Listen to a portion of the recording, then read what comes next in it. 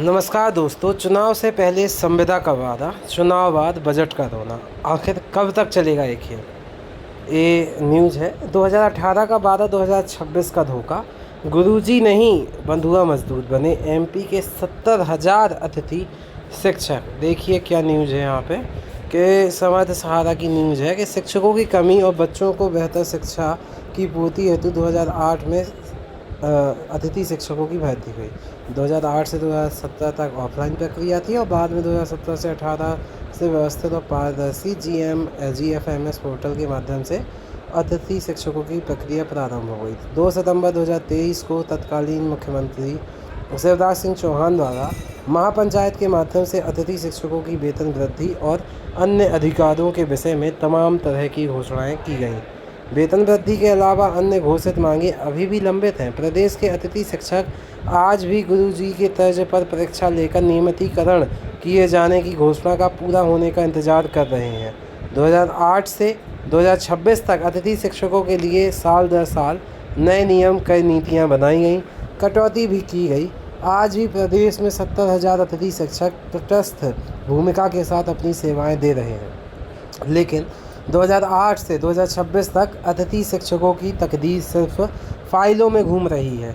शिवराज गए, कमलनाथ आए, फिर शिवराज लौटे, अब मोहन सरकार।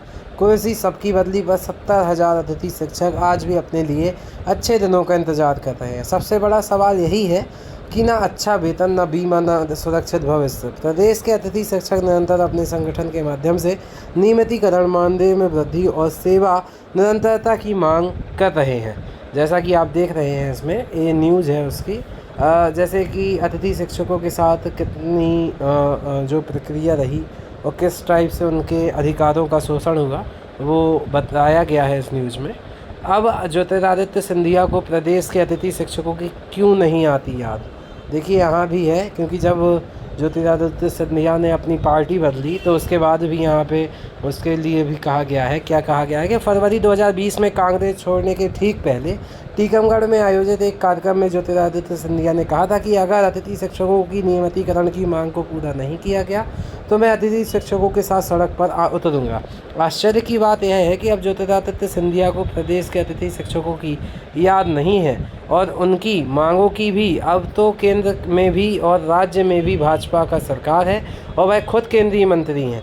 ऐसी स्थिति में तो सिंधिया को खुद अतिथि शिक्षकों की समस्याओं के निराकरण के लिए सच्ची भावना के साथ आवाज़ बुलंद करनी चाहिए। टीकमगढ़ से दिल्ली तक सिंधिया का कद जरूर बढ़ा, लेकिन अतिथि शिक्षकों की स्थिति जस के तस है। यह कैसी महाराज वाली नीति है। देखिए क्या है यहाँ पे, और जुमला क्या है कि हम शिक्षा का स्तर सुधार रहे। हकीकत क्या है, कम वेतन और असुरक्षित भविष्य के कारण अतिथि शिक्षक बंधुआ मजदूर बन गए हैं। अपनी आर्थिक स्थिति को सुधारने के लिए ये ट्यूशन पढ़ाना पड़ रहा है या मजदूरी करना पड़ रही है। दूसरा जुमला देखिए आप, अतिथियों के लिए नीति बनाएंगे। अब हकीकत क्या है कि 2018 से फाइल घूम रही है, कोई नोटिफिकेशन नहीं आया है। उसके बाद जुमला है बजट की कमी है। तो इसमें हकीकत क्या है कि विधायक निधि 2.50 करोड़, मंत्रियों को गाड़ी बंगला, मगर अतिथि शिक्षकों के नियमितीकरण करने के लिए सरकार के पास बजट नहीं। अतिथि का सालाना खर्च बराबर एक मंत्री के बंगले के रिनोवेशन के बराबर ही है, ऐसा हकीकत में दिया हुआ है। जुमला क्या है कि 2018 में विधानसभा अतिथि शिक्षक को नियमितीकरण करेंगे। अब हकीकत क्या है कि 8 साल 3 सरकार, कई बैठकें, कई वादे, नोटिफिकेशन। 2018 की फाइल बल्लभ भवन के में दीमक खा गई या फिर दबी है, अतिथि शिक्षक पूछ रहे हैं। ये अतिथि शिक्षकों के लिए विशेष न्यूज़ है, जो कई प्रकार का शोषण अतिथि शिक्षकों का हुआ उससे रिलेटेड ये न्यूज़ है।